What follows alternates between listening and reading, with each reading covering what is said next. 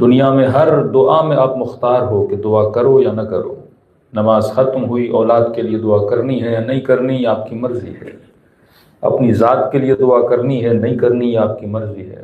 کسی مومن کے لیے دعا کرنی ہے نہیں کرنی ہے، یہ آپ کی مرضی ہے.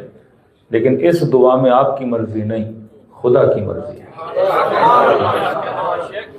کہ آپ نے یہ دعا کرنی ہی کرنی ہے، آپ چاہو نہ چاہو. فرمایا لا صلاۃ الا بفاتحۃ الکتاب، نماز نہیں اگر نماز میں سورہ فاتحہ نہیں، اور اگر سورہ فاتحہ ہے تو نماز میں یہ دعا بھی ہونی چاہیے.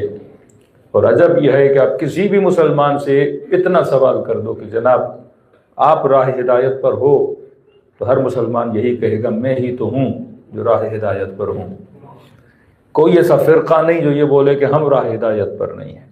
بریلویوں سے پوچھو گے کہیں گے ہم راہ ہدایت پر ہیں، وہابیوں سے پوچھو گے کہیں گے ہم راہ ہدایت پر ہیں، شیعوں سے پوچھو گے کہیں گے ہم راہ ہدایت پر ہیں. مطلب اتنا سینسیٹیو ہے کہ ہر بندہ دعا کرتا بھی ہے اور یقین کامل سے یہ مانتا ہے کہ راہ ہدایت پر میں ہی ہوں. تو فرمایا ہر دعا میں کسی کی مرضی چل سکتی ہے، لیکن اس دعا میں کس کی مرضی ہے؟ خدا کی مرضی ہے. جس طرح سے محبتوں میں آپ کی مرضی ہے، لیکن ایک محبت میں آپ کی مرضی نہیں ہے، اللہ کی مرضی ہے. بندہ اپنی ذات سے محبت کرے نہ کرے یہ آپ کی مرضی ہے، اولاد سے محبت کرے نہ کرے یہ آپ کی مرضی ہے، ہمسایوں سے محبت کرے نہ کرے کہ آپ کی مرضی ہے. لیکن فرمایا نہیں، ایک محبت کو خدا نے واجب قرار دیا، تجھے اچھا لگے نہ لگے خدا کو اچھا لگتا ہے.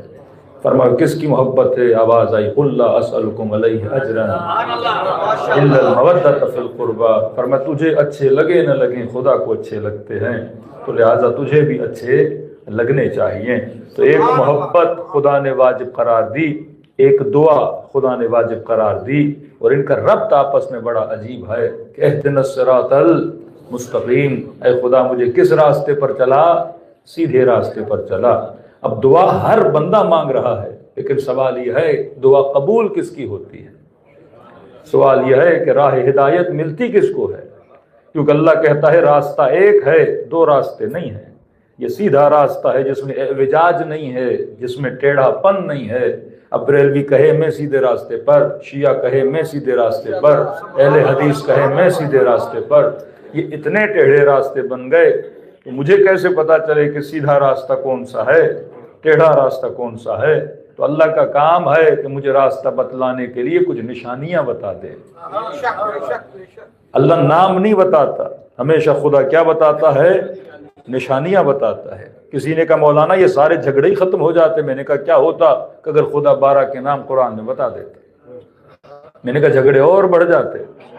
کہ کیسے بڑھ جاتے؟ میں نے کہا جناب دنیا کا آسان ترین کام ہے نام رکھنا، دنیا کا مشکل ترین کام ہے صفت پیدا کرنا. نام رکھنا دنیا کا آسان ترین کام ہے. میں نے کہا جس علی کو دکھا کے ہاتھ اٹھا کے بتایا من کنت مولا فہذا علی المولا، آج تک ان کو وہ سمجھ میں نہیں آیا، تو امت کو نام کہاں سے سمجھ میں آتے؟ میں نے کہا خدا بتا دیتا پہلا علی ہے، دوسرا حسن ہے، چوتھا زین العابدین ہے، پانچواں محمد باقر ہے، خدا سارے نام بتا دیتا. میں نے کہا ابھی محمد باقر آئے نہیں ہیں، پہلے سے نام بتا دیا جاتا. امام زین العابدین آئے نہیں ہیں، پہلے سے نام بتا دیا جاتا. میں نے کہا کیا گارنٹی تھی کہ ابو سفیان اپنے بچوں کے نام وہی رکھتا جو پہلے سے قرآن میں آ چکے تھے؟ پھر تو بحث یہ چھڑتی کہ اللہ والا علی کون ہے، بندوں والا علی کون ہے. نام رکھنے میں کیا جاتا ہے؟ جس طرح بعض ممالک کے ملکوں کے بادشاہوں نے اپنے نام وہی رکھے، امام مہدی پہ بڑے نام لوگوں نے رکھے اور دنیا کو بتایا ہم ہی وہی مہدی ہیں جس کا ذکر کس نے کیا ہے؟ حضرت رسول نے کیا ہے. تو نام رکھنا دنیا کا آسان ترین کام ہے. آپ کی مرضی بیٹے کا نام بہادر علی رکھو، لیکن سوال ہے کہ بہادر بھی ہے کہ نہیں. پتا چلا چوہے کو دیکھ کے نکل کے بھاگ گیا، باپ پکارتا رہا بہادر ادھر آؤ بہادر ادھر آؤ، لیکن بہادر صاحب تو چوہے کو دیکھ کے بھاگ رہے ہیں. تو نام رکھنا بڑا آسان ہے. بچے کا نام رکھ دیا سخی حسین. اب سوال ہے سخی بھی ہے کہ نہیں؟ پتا چلا پورے کویت میں سب سے بڑا کنجوس یہ ہے، لیکن باپ نے نام رکھا تھا سخی. تو دنیا کا آسان ترین کام کیا ہے؟ نام رکھنا. لیکن دنیا کا مشکل ترین کام کیا ہے؟ صفت کو پیدا کرنا. تو اللہ نے کہا بچوں کے نام تو رکھے جا سکتے ہیں لیکن علی جیسی صفت پیدا کرنا بڑا مشکل ہے.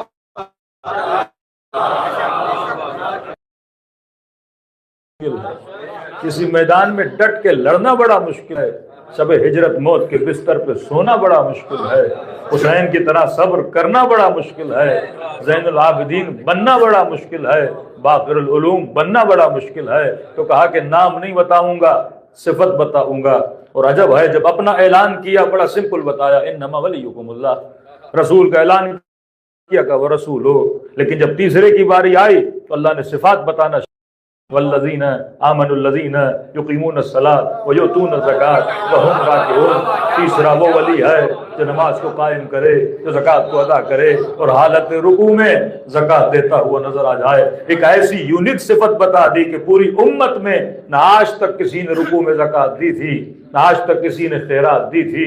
مطلب عجیب منظر تھا کہ نہ آج تک کسی فقیر نے بیچ نماز میں خیرات مانگی تھی، نہ نمازی نے بیچ نماز میں خیرات دی تھی. کسی کے ذہن میں اور وہم و گمان میں بھی نہیں جاتا تھا. فقیروں کو پتا تھا نہ نمازی نے بھاگ کے جانا ہے، نمازی کو پتا تھا فقیر نے چلے جانا ہے.